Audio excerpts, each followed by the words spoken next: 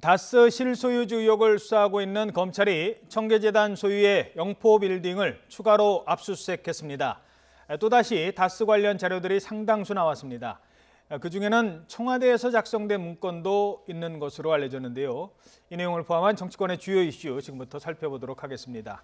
최진봉 성공회대 교수, 소종섭 전 시사저널 편집국장 자리에 함께했습니다. 안녕하십니까? 네, 안녕하세요. 예. 사실 영포 빌딩은 이명박 전 대통령이 재산을 사회에 헌원한다 해서 만든 청계재단이 갖고 있는 그런 빌딩 아니겠습니까? 네. 지난번에도 한번 압수수색을 했어요. 근데 다시 한 배경은 어디에 있다고 보십니까? 이 영포 빌딩의 이제 지상 2층 그리고 지하 2층 두 군데를 이제 다스가 임대해서 사용을 하고 있거든요. 그래서 지난 25일 압수수색했을 때는 이제 지하 2층에 있는 이른바 비밀 창고 거기를 압수수색했고, 거기에서 청와대 문건, 이명박 전 대통령이 근무했던 시절에 청와대 문건들, 그리고 이제 BBK 관련된 투자 관련 서류라든지 이런 것들이 이제 다수 발견이 됐습니다.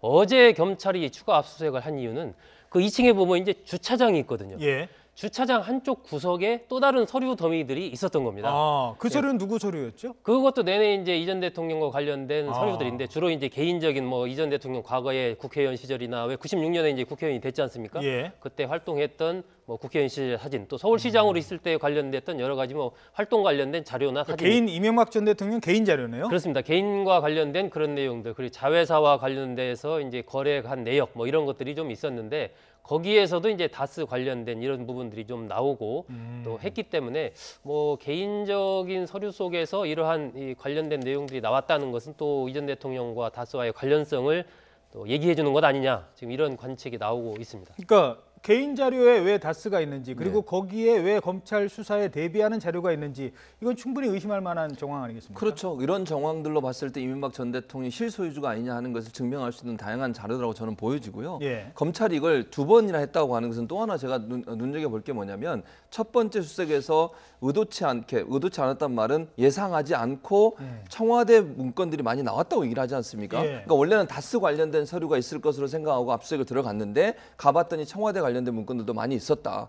그걸 이제 추가적으로 더 압수수색하기 위해서 한 번 더 간 것으로 생각이 되어지고요. 그렇다고 하면 이거는 다스의 실소유자 문제뿐만 아니라 청와대 대통령 기록물법 관련해서도 범죄 행위가 드러날 가능성이 있다고 보여지는 거죠. 그렇죠. 그러니까 그게 원래 청와대 작성 문건이면은 예. 대통령 기록물관리관에 있어야 되지 그렇죠. 않습니까? 그러니까 검찰이 뭐라고 얘기했냐면, 거기 있어서는 안 되는 청와대 문건이 있었다 이렇게 발표를 했습니다. 그 말은 결국 법을 어겼다고 볼 수 있는 것이고요. 또 하나는 이제 이명박 전 대통령이 수시로 비서관들을 통해서 다스 관련된 정보들을 보고받은 자료들이 거기 있는 것으로 또 알려지고 있습니다. 그렇다고 하면 이명박 전 대통령이 다스의 실소유주라고 하는 부분들을 밝혀내는데 어느 정도 참고가 될 만한 자료들이 충분히 있었을 것으로 그렇게 예상이 된다고 할 수 있겠습니다. 과거 이명박 전 대통령 집권 초기에 노무현 전 대통령의 이지원 사건이라는 게 있었습니다. 그때 이명박 전 대통령 측에서 문제 삼았던 게, 아니 그걸 왜 하드카피를 뽑아가지고 왜 그걸 가지고 갔느냐, 이제 그게 기록물관리법 위반이다라고 했는데, 정작 본인은 개인 창고에다도 청와대 문건을 갖다 놨었네요. 그러니까요. 그 당시에도 굉장히 이른바 국가기록물 유출이다 해가지고 이제 MB 청와대에서 노무현 전 대통령 측을 굉장히 강하게 압박을 했었고, 결국은 그런 부분들이 다시 돌려주게 되고 기록물을 법을 고친다 여러 가지 그때도 논란이 많았지 않습니까? 예. 근데 이번에 본다면 이명박 전 대통령도 당시 재임 시절 관련돼서 청와대에서 생산된 문건, 여러 많은 문건들이 또 영포 빌딩 지하에서 발견이 됐고, 그런 상황에서 일단 이 전 대통령 측은 이거 뭔가 좀 자신들이 실수가 있었다 그렇게 하면서 검찰에 어쨌든 그 발견된 청와대 서류는 대통령 기록관으로 좀 이전을 해달라 이렇게 정식으로 공문을 보냈는데, 아마 그 부분은 당장 이게 이제 어떤 법적인 위반 사항이 적용이 될 여지가 있고, 그렇게 된다면 대통령 기록물관리법 위반하면 공소시효가 2020년이거든요. 예. 그리고 7년 이하 징역에 벌금도 2천만 원 이하 벌금인가 이렇습니다. 굉장히 어떻게 보면 좀 중하죠. 그러니까 아마 그걸 약간 실수다 이렇게 하면서 공문까지 보내면서 일부러 빼온 게 아니고 뭔가 좀 묻어서 나온 거다 이런 식으로 좀 그쪽에서 대응을 한 게 아닌가 그렇게 보입니다. 예. 자, 그런가 하면 어제 국정원 3차장, 전 3차장, 최정호 3차장과 그렇죠. 그리고 대북공작국장이 예. 구속이 됐습니다. 맞습니다. 국정원 3차장, 대북공작국장은 원래는 뭐 하는 사람들입니까? 이 사람들은 대북 활동을 하는 거죠. 대북 첩보를 수집하고 그래서 우리가 대북 관련된 정보를 수집하는 데 돈을 쓰도록 그런 역할을 하는 사람들이에요. 그래서 특별활동비 준 거 아니에요? 그렇죠. 특수공작금을 준 거죠. 예. 대북 관련해서 쓰라고. 근데 이 돈을 가져다가 결국 전직 대통령들의 뒤를 캐는 일을 했다는 거 아니겠습니까? 예. 그것도 실체도 없는. 그러니까 그 당시만 해도 김대중 전 대통령, 노무현 전 대통령의 뜬소문으로 떠돌고 있던 그 사실들을 밝혀내라고 그 돈을 준 겁니다. 그러니까 이게 얼마나 잘못된 행동입니까? 대북 활동하라고 특수공작금을 줘서 국정원에 예산을 배정해 놨더니 그걸 가져다가 전직 대통령의 뭐 사실도 아닌 내용을 찾아내라고 해서 외국까지 사람들을 보내가지고 돈을 썼다고 하면 이건 도저히 이해할 수 없는 영역이라고 볼 수 있을 것 같고요. 또 하나 이제 어제 구속영장이 청구가 되면서 또 하나 들어갔던 게 뭐냐면 원세훈 전 국정원장이 서울 시내 모 호텔에서 스위트룸을 오랫동안 장기간 임대 사용했지 않습니까? 그러니까 그것도 사실은 이해가 안 되는 거죠. 그렇죠. 국가 세금 가져다가 스위트룸에서 부부가 그렇게 살고 있는 게 말이 됩니까, 그게? 저는 도저히 이해가 안 되는데 어쨌든 그런 일들을 하는데 김승현 대북공작국장이 돈을 지급했다는 거죠. 그러니까 미국과 해외에서 전직 대통령들의 어떤 뜬소문들을 확인하라고 지급한 돈이 한 10억 정도 되고요. 그다음에 원세훈 전 국장이 스위트룸 사용하는데 수억 원이 또 들어갔어요. 그러니까 국고 손실이라는 부분들을 죄명으로 해서 사실은 두 사람이 구속영장이 청구가 됐고 어제 발부가 됐는데 죄송합니다. 발부된 내용을 보면 증거를 인멸할 또 도주할 가능성이 있고 또 하나는 범죄가 소명이 됐다고 얘기를 했습니다. 그러면 검찰이 제시한 여러 가지 증거들이 충분히 이 사람들이 그런 범죄를 저질렀을 것이라는 것을 증명할 수 있는 증거라고 판사가 판단했다는 거죠. 그러면 이분들이 뭐 괜히 그 대북공작금 갖고 전직 대통령 조사했겠습니까? 그 스위트룸 사신 분이 지시를 했으니까 당연하죠. 하겠죠. 아니, 그러면 예. 스위트룸 살았다는 분은 그 윗선에서 뭐라고 얘기를 했으니까 당연하죠. 하지 않을까. 이게 돈이요. 특수공작금을 함부로 쓸 수가 없습니다. 자기도 나중에 책임을 묻게 돼 있어요. 물론 이게 보고는 안 하지만 국정원의 기록은 다 남겨놓거든요. 어디에 얼마를 지급했다라는 부분이. 그런데 대통령이나 국정원장의 지시가 없이 이 두 사람이 단독으로 했다. 이거는 상상할 수 없는 일입니다. 그럼 얼마나 큰 책임을 묻겠습니까, 이 사람들한테.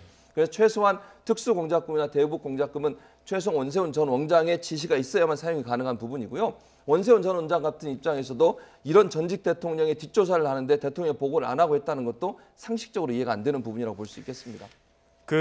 다른 건 몰라도 국정원이 그 북한과 관련된 대북공작과 관련된 내용은 국정원에서 수사권을 가져야 된다. 이거 없으면은 나라가 망한다라고 주장하는 분들이 많았는데 지금 이 뉴스를 보면 어떤 생각이 들지 좀 그렇지 않습니까? 어떻게 보세요? 그때 국정원에서도 자신들의 그런 수사권 문제 때문에 굉장히 이제 언론 초청 뭐 설명회 이런 것도 많이 하고 굉장히 활동을 많이 했었죠. 그런데 지금 본다면 대북 공작금을 가지고 정말 대북 공작을 하는데 아니 첩보 수집하는데 쓴 게 아니고 그걸 정치인 특히 두 전직 대통령과 관련된 뒷조사하는데 그것도 뭐 10억 원 가까운 돈을 지금 쓴 걸로 나온단 말입니다. 이런 문제는 정말 있을 수가 없는 문제이기 때문에 철저하게 이 진상을 좀 밝혀야 되고 이 DJ 노무현 전 대통령 두 전직 대통령과 관련된 풍문, 첩보 이런 것들을 수집하는데 이렇게 거액을 썼다. 그리고 그 당시에 뭐 국정원 단독으로 움직인 것도 아니고 보면은 국세청이라든지 또 여러 기관이 관련됐을 가능성 이런 부분들이 계속 드러나고 있기 때문에 이러한 부분에는 분명 그 막후에 단순한 어떤 정보 수집 차원을 넘어선 상당히 이제 어떤 정권 차원의 기획 같은 것들이 작용했을 가능성이 좀 높지 않나 이렇게 생각이 듭니다. 그 돈 갖고 미국의 국세청 직원들과도 뭐 정보 알아내려고 돈 줬다 이런 정황 얘기들도 지금 나오고 있는 것 같아요. 그렇습니다. 이게 지금 돈의 흐름을 알기 위해서는 역시 이제 가장 거기에 밝은 기관이 국세청이거든요. 지금 본다면 이제 이현동 전 국세청장이 2010년 8월에 국세청장이 됐는데 국세청장이 되기 그 전부터 차장 시절부터 이미 국정원으로부터 일정하게 이 공작금의 일부를 받았고 그런 과정에서 아마 국세청이 이제 국정원의 이런 이 두 전직 대통령 뒷조사하는 부분에서 적극적으로 좀 협조를 하는 쪽으로 이렇게 방향을 잡았던 것 같고 그 과정에서 이제 미국에 있는 국세청 뭐 관련자 이쪽에도 일정하게 이제 뇌물성 비슷하게 돈을 주면서 아마 좀 알아봐 달라 뭐 계좌라든지 이런 것을 추적하는 그런 작업에 좀 협조를 요청했던 것 같습니다. 예, 이게 뭐 국세청장 또 혼자 했겠습니까? 국세청에 관련된 분들도 아마 이런 지시가 왔을 때 과연 어떻게 했는지 그 부분에 대한 조사도 이루어질 것 같습니다. 자, 이런 가운데 어제 청와대가 이명박 전 대통령을 초청했죠. 한병도 청와대 정무수석이 어제 이명박 전 대통령을 찾아갔습니다. 평창 동계올림픽 초청장을 건네줬는데요. 두 사람이 나눈 대화 잠시 들어보시겠습니다. 좀 찾아뵙고 정중히 좀 초등 네 분 좀 올림픽 전에도 좀 참석을 해주셔서 자리를 좀 빛내주셨으면 하는 말씀이 있으셔서 이렇게 초청장을 가지고 왔습니다. 대한민국의 화합을 하고 또 국격을 높일 수 있는 좋은 기회잖아요. 네네. 이번 정부가 성공적으로 예. 개최가 돼야 된다고 소망을 하고 있습니다. 네, 그 질문부터 드려야 될 것 같습니다. 어찌 보면요, 예. 이거 좀 당연한 거예요. 그렇죠. 그렇죠. 전직 대통령을 이 국제적인 행사에 초청을 하는 건 당연한 건데 왜 이게 뉴스가 되는지, 지금의 이 상황에서 초청장 전달이 왜 뉴스가 되는지 그 배경부터 먼저 설명해 주시죠. 일단은 이제 이명박 전 대통령 관련해서 지금 우리가 나눴던 것처럼 다스 문제나 이런 문제의 수사가 지금 진행되고 있지 않습니까? 또 하나는 이명박 전 대통령이 그런 수사에 대해서 반발하면서 기자회견 비슷하게 담화문 발표했는데 그 내용 보면 정치 탄압이다 이렇게 얘기를 하고 있는 상황이었습니다. 예. 이제 그런 상황 때문에 언론들이 저거 받을까 이런 생각도 했었고요. 초청을 한다면 과연 참석할까 하는 부분에 이제 관심을 가졌던 것이죠. 그래서 현재 이명박 전 대통령이 관련된 여러 가지 사건들이 검찰의 수사선상에 올라와 있고 측근들이 여러 가지 조사를 받고 있는 상황 아니겠습니까? 그런 상황에서 초청장을 전달하는 것이 하나의 이벤트가 될 수 있다고 볼 수 있을 것 같은데 저는 원칙적으로 하는 게 맞다고 봐요. 자, 문재인 대통령이 정말 진심을 담아서 한병도 정무수석한테 그렇게 얘기했지 않습니까? 정말 정중하게 가서 말씀드리고 초청을 해라라고 얘기했고 한병도 수석도 와서 정말 정중하게 얘기하지 않습니까? 그걸 또 이명박 전 대통령은 그걸 이제 받으면서도 뭐 거기에 비판하거나 반발하지 않고 긍정적으로 표현했는데 이명박 전 대통령이 저렇게 했던 건 뭐 저는 두 가지가 있다고 봐요. 이유가 첫 번째는 본인이 건재하다 이걸 보여주기 위한 하나의 모습일 수도 있다. 아하. 그러니까 검찰 수사가 있지만 그것 때문에 내가 흔들리거나 그것 때문에 영향받아서 뭐 이걸 안 받고 또는 뭐 돌려보내고 이러지 않고 받았다고 하는 것은 본인 입장에서 본인이 죄가 없다라는 걸 표현해주고 싶은 마음이 있었지 않나 하는 생각이 첫 번째 들고요.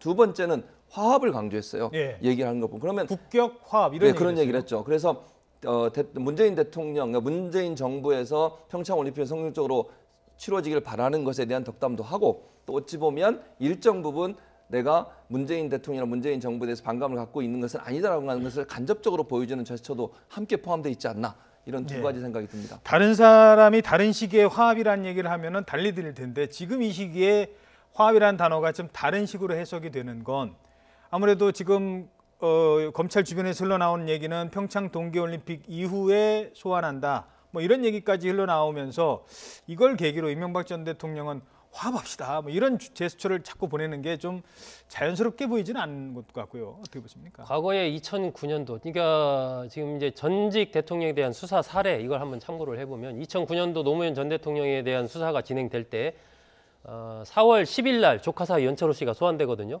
4월 11일 날 아들인 노건호 씨가 소환됩니다. 그리고 그 다음 날 4월 12일 날 부인인 권양숙 여사가 소환이 돼요. 그리고 나서 검찰이 노 전 대통령 측한테 이른바 질문서를 보냅니다. 한 20일쯤에. 그리고 나서 25일쯤에 노 전 대통령이 검찰에 답변서를 내고 30일 날 소환이 되거든요. 그러면 그때 당시에 조사 이 스케줄을 딱 보면 12일 날 권 여사가 소환되고 나서 노 전 대통령이 30일 날 소환되면 한 18일 정도 이후에 소환이 됐거든요. 그러면 그것을 지금 상황에 대입을 해보면 지금 이상득 전 의원이 최근에 소환 조사를 받았지 않습니까? 이 부분이 이제 이 전 대통령 관련된 여러 가지 혐의에서 친인식 중에 최측근으로 이제 이상득 전 의원이 소환됐다라고 본다면 사실상 이 전 대통령에 대한 수사는 지금 거의 구분응선을 다 넘었다 이렇게 봐야 될 것 같고요. 그렇다면 앞으로 한 산술적으로 봤을 때 2주나 3주 뒤면은 소환할 수 있는 모든 준비를 검찰이 갖출 수가 있다라고 본다면 지금 동계올림픽이 2월 9일 날 개막을 해서 2월 25일까지 진행된다면 중간에 소환하기는 그렇지 않습니까? 예. 일단 2월 8일 날 지금 이명박 전 대통령이 2월 9일 날 개막식에 참석을 한다고 하니까 아마 동계올림픽이 끝난 뭐 그 직후쯤에 이 전 대통령을 소환하지 않을까 그렇게 예상이 됩니다. 예. 자, 일단 지금 하나 얘기 들어온 소식이 하나 있어서 전해드려야 될 것 같습니다. 최근에 여검사 성추행 사건이 논란이 되고 있는데요. 이 사건을 조사하고 있는 조희진 검찰의 성추행 조사 단장이 검사 그리고 공직자로서 최선을 다해서 진상 규명에 나서겠다라고 밝혔습니다. 그리고 이번 성추행 조사 단장에는 외부 민간인들과도 협력을 할 예정이라고 합니다. 성추행을 했다는 사람 또 당했다는 사람뿐만 아니라 최교일 의원이라든가 관련자들에 대한 조사도 아마 철저하게 하겠다라는 뜻으로 풀이가 되고 있습니다. 대통령도 이 부분에 대해서는 어제 직장 내 성추행에 대해서 특히 공직자 성추행 문제에 대해서는 철저한 진상규명을 요구했기 때문에 조희진 단장의 오늘 발언이 꽤 의미가 있어 보입니다. 일단 여기까지만 전해드리도록 하죠. 지금 이제 이명박 전 대통령 소환 관련된 얘기를 잠깐 했었는데요. 노무현 전 대통령 때에 비해서 사실 전직 대통령 소환한다는 건 수사를 하는 입장에서도 상당히 부담스러운 거고요. 맞습니다. 소환을 한다면 소환해놓고 영장 안 칠 수 없지 않습니까? 소환해놓는다는 건 결국 영장을 친다는 거고 구속영장이 발부가 돼야 이게 논란이 없기 때문에 한 번을 부르더라도 정확한 이른바 스모킹건이 있을 때 부른다고 한다면 차라리 소환 시기를 좀 늦추는 것도 검찰로서는 방법일 것 같아요. 그렇죠. 그래서 아마 처음에는 사실 평창올림픽 전에도 소환할 수 있다는 얘기가 흘러나왔었는데 3월로 미뤄진 것이 결국은 조금 더 수사를 정밀하게 할 필요가 있다는 생각을 한 것 같아요. 이런 좀 이상득 전 의원 같은 경우에는 수사를 거의 잘 안 받지 않습니까? 4시간 만에 돌아가고 아프다 그러고 안 나오고 이런 상황이고 아직 이제 국정원 관련된 직원들이 구속은 됐습니다만 추가적으로 조사를 좀 해서 이명박 전 대통령이 실제 연관돼 있다는 정확한 증거, 소위 말하는 스모킹건을 가진 이후에 불러야 된다고 봅니다. 그런 차원에서 본다면 또 전직 대통령 여러 번 소환할 수는 없잖아요. 한 번 소환해서 한 번에 끝내야 되는 상황이다 보니까 모든 증거 자료 그리고 이명박 전 대통령 측에서 여러 가지 준비를 할 텐데 그 준비한 내용도 반박할 수 없을 정도의 명확한 증거를 가지고서 불러야 되는 상황이기 때문에 아마 소환 시기가 좀 늦춰진 것 같고요. 이제 부르게 되면 아마 기소를 할 가능성이 높다고 봅니다. 저는 만약 기소를 할 가능성이 없다고 하면 소환까지 할 필요가 있겠나 하는 생각이 들기 때문에 만약 소환해서 검찰의 포토라인에 선다고 하면 검찰은 기소까지도 염두에 두고서 하는 게 아닌가 하는 생각이 들고요. 그랬을 때 이명박 전 대통령 측이 반발할 수 없을 정도의 명확한 증거를 갖기 위해서 아마 시간을 좀 더 여유를 둔 게 아닌가 하는 생각이 듭니다. 알겠습니다. 자, 다음 정치권 소식 살펴보도록 하죠. 국민의당 상황인데요. 국민의당 안철수 대표가 어제 사퇴하겠다라고 했는데 단 조건이 있다. 이 지금 중재파가 같이 통합에 합류를 한다면 23일 날 이후에 나는 후련히 사퇴하겠다라는 얘기를 했습니다. 그런데 중재파에서는 뭐야? 지금 이런 얘기를 하고 있다고요?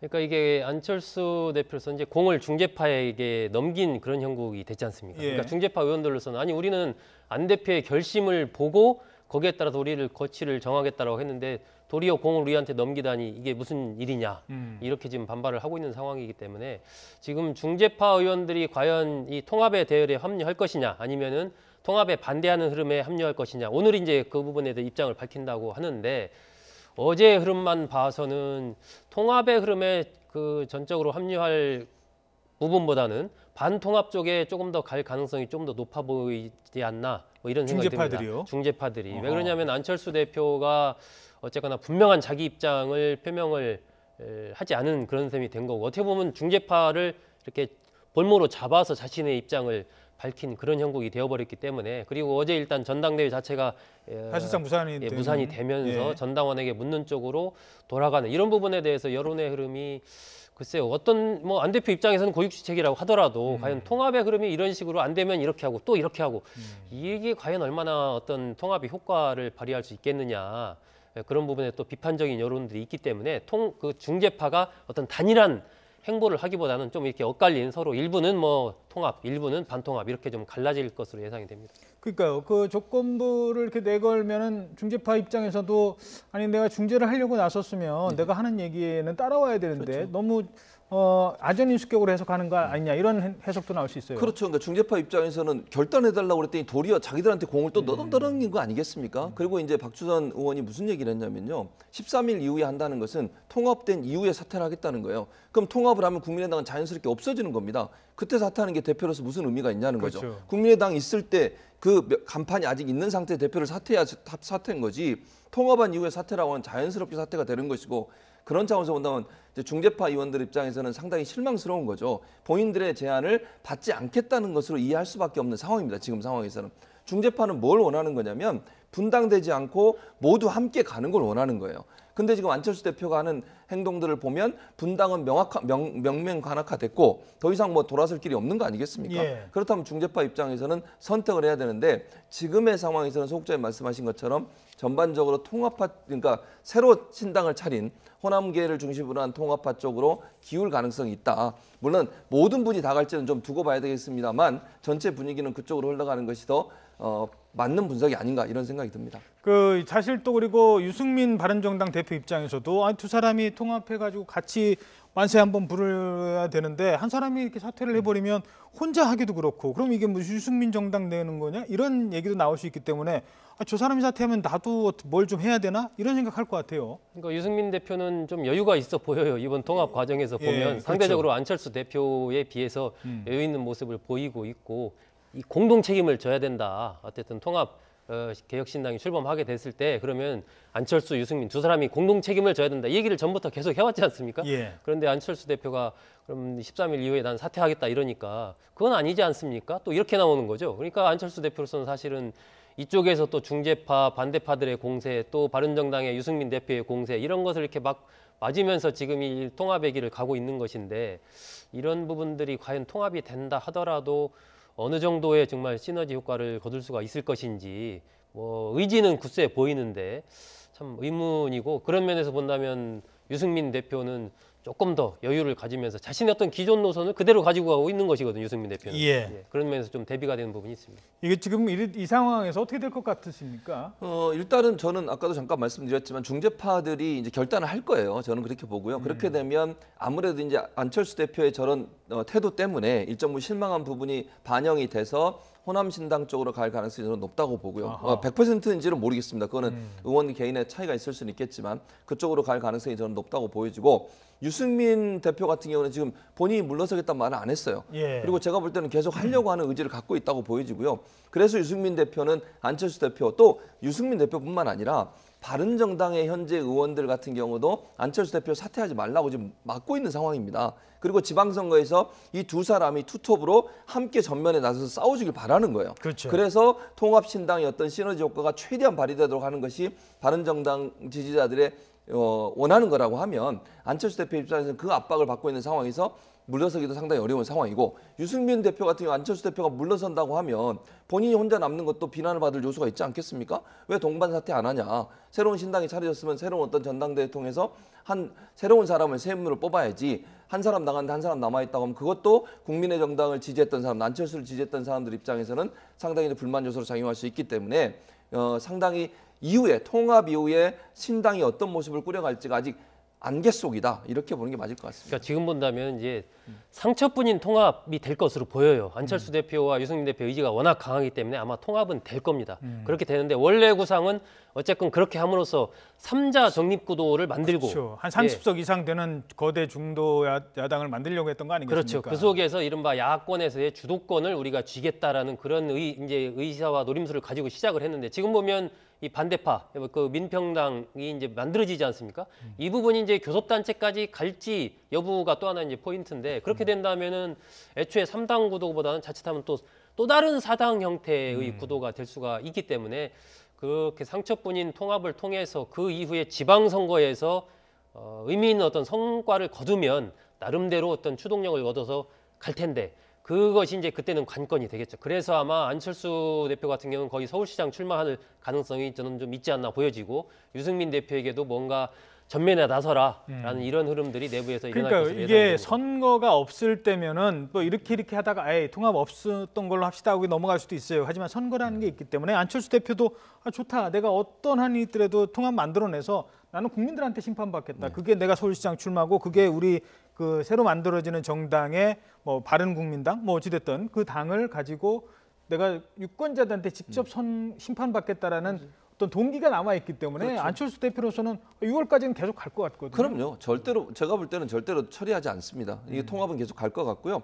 이제 본인이 대표를 사퇴할 거냐 말 거냐 문제는 조금 더 지켜봐야 될 것 같아요. 뭐 본인은 13일 후에 사퇴할 것처럼 얘기를 했지만 또 분위기 자체가 바뀔 수도 있거든요. 그러니까 아까 말씀드렸듯이 지방선거에서 뭔가 의미 있는 성과를 내려면 두 사람이 전면에 나설 수밖에 없어요. 안철수 대표나 유승민 대표가 뭐 호남이든 서울이든 아니면 대구든 이 지역에 가서 뭔가 센세이션을 일으키고 바람을 일으켜서 이게 전체 통합신당의 어떤 이미지를 바꾸는 일에 활용될 수 있도록 해야 되고 그것이 사실은 통합을 찬성하는 사람들의 여러와 같은 지지거든요. 그러니까 두 사람이 전면에 나서지 않는다고 하면 사실은 통합의 의미가 별로 그렇죠. 효과가 없어질 가능성이 있다는 거죠. 예. 그러면 안철수 대표 입장에서도 계속 저렇게 물러나겠다고 얘기할 수 있는 상황이 안 될 수도 있다 이렇게 볼 수 있겠습니다. 알겠습니다. 자, 정치권에 최근에 친박계 의원들의 이름이 계속 거론되고 있는데요. 대부분 다 이 검찰 수사와 관련된 얘기입니다. 자유한국당 홍문종 의원 사학재단을 통해서 불법 정치자금을 수수한 혐의를 받고 있죠.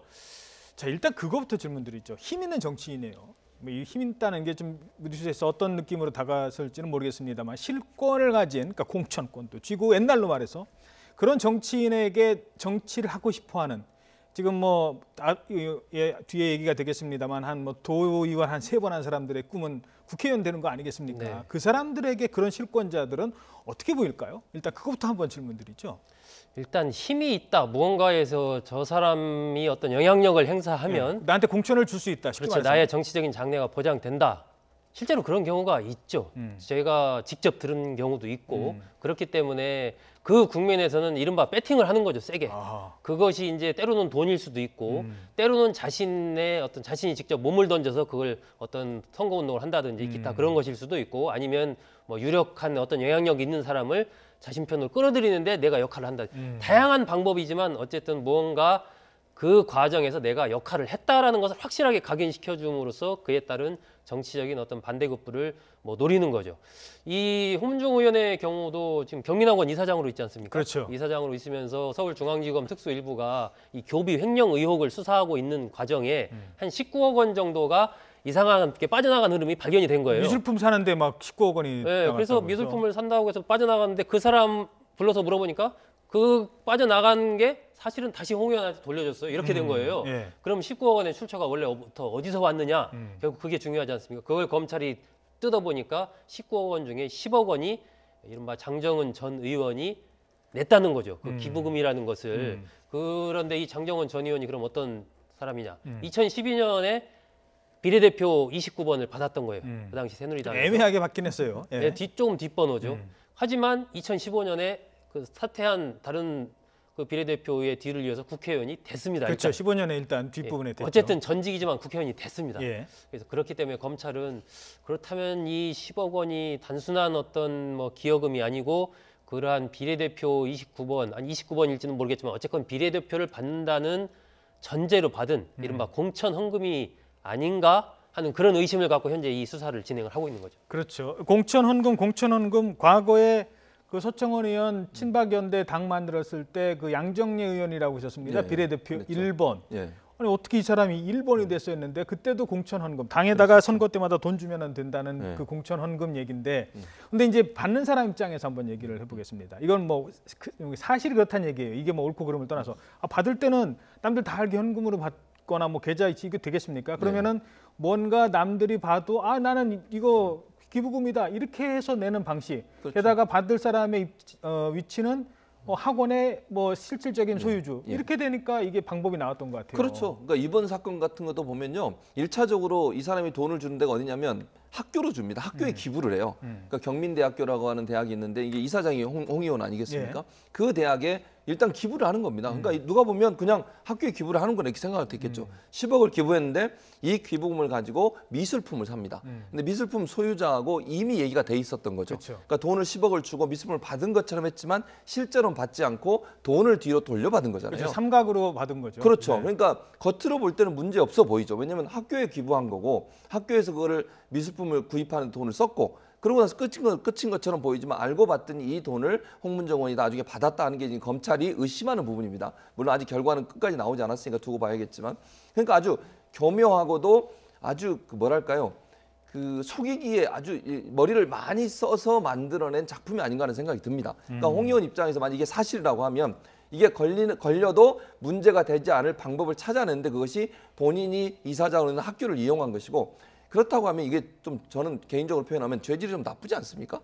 학교 재단이 무슨 자기 돈 받는 비자금 받는 통로가 됐다는 사실에 너무너무 저는 이해가 안 되고요. 학생들은 얼마나 기분이 나쁘겠습니까? 그게.